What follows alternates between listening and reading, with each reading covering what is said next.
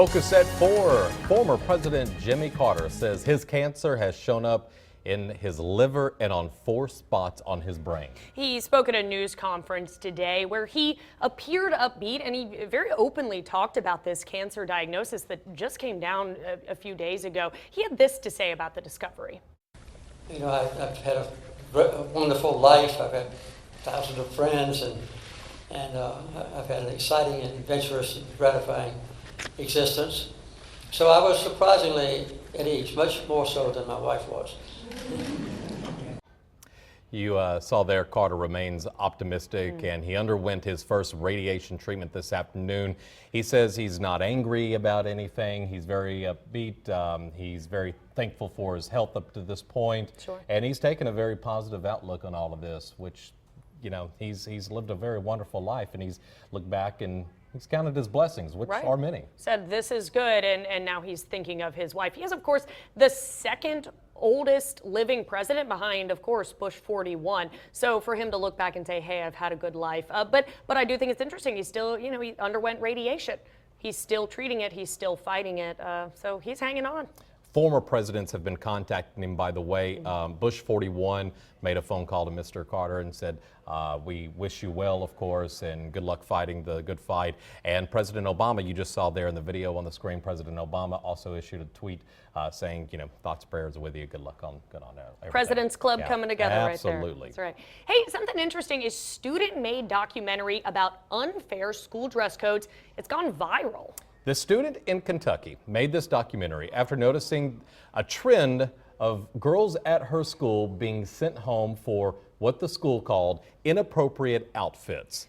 Now, the school in Kentucky, they've gotten a lot of attention for their dress code. Shorts and skirts have to be knee length or longer. Shirts must cover collarbones. That one's awfully interesting. The principal has said that issues with sexual harassment among students is why these strict dress codes are necessary. They have to go to collarbone? You can see my collarbone right now. He says the sexual harassment was an issue, so that sounds reasonable, right?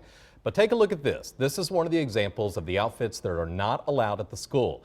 Apparently, this girl was sent home because her collarbone was showing, and that's the picture on the left. That outfit, unacceptable according to the school. So the girl went home, mom puts a scarf over her, sends her back to school, and apparently even with the scarf, that's still inappropriate. And then she was sent home again because apparently she got sassy with the principal. That's sassy. It. So I look at those. Those are fine. Those are fine. Honestly. And especially if we're talking about an issue of sexual harassment, if that's inciting somebody to sexually harass that girl, that's the sexual harasser's problem.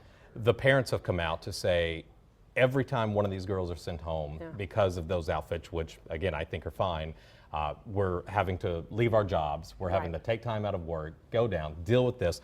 So to help solve the problem, the girl who made that documentary said, look, we're hoping to get something changed. They've started a petition, and the school board has said, look, we're open to hear some suggestions on how to come to a solution on this. But at least the collarbone rule, guys, it's right here. That's your collarbone. I mean, something like that would be questionable almost. It would. Right. But I put the necklace on to cover it up. Well, last month was officially, check this out, the hottest month on record. The National Oceanic and Atmospheric Administration, or NOAA, announced today that July, last month, saw the highest average temperatures that we've ever seen on the planet since record keeping began. So NOAA also stated that the first 7 months of this year, all of them also had all-time record highs, making it very likely that by the end of it, 2015 will be the hottest year on record. NOAA climate scientist Jake Crouch says this report reaffirms what we already know. He said, quote, the world is warming and it continues to warm. Now keep in mind, we did mention that this record-keeping data just goes back to 1880, but those NOAA scientists, based on some other evidence, are also saying that this may be the hottest, July may have been the hottest month in something like 4,000 years. So way back deep in BC, it was never even hotter than this year here now. That's a little scary to me. There's the data. There's the data. I feel like when we get to the winter, we're all going to be saying it's the coldest winter ever, and then next summer is going to be the hottest summer ever. Maybe we all just need to buck up. We're just dramatic. I think That's what we that's what are it is. as humans.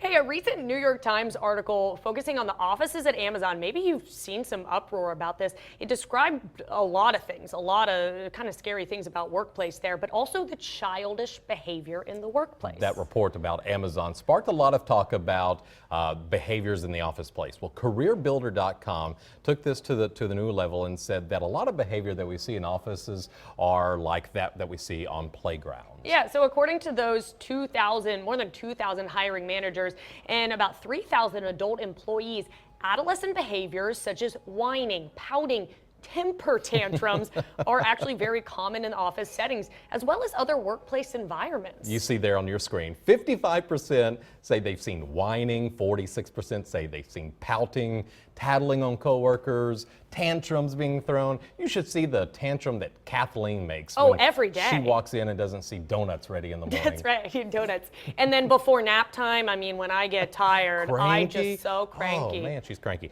On another note, the Journal of Applied Psychology, they came out also with a study that said the most contagious behavior at work that you can see is rudeness. If someone is rude to you, you are more likely to, and very quickly, to go and be rude to someone else that same day. And you can feel that. Yeah. I think I can feel that. You know, sometimes there will be that one person in the office or those couple people in the office who just inspire that kind of behavior. And not that that is an excuse for other people to run around and be rude, but it just creates a whole different atmosphere. Interesting. All right, good studies there. Yeah. Hey, we still got a lot more to come. Mike Wright, our general manager, is going to respond to some of your emails about us disabling the comments on KBTX.com. We'll do that after the break.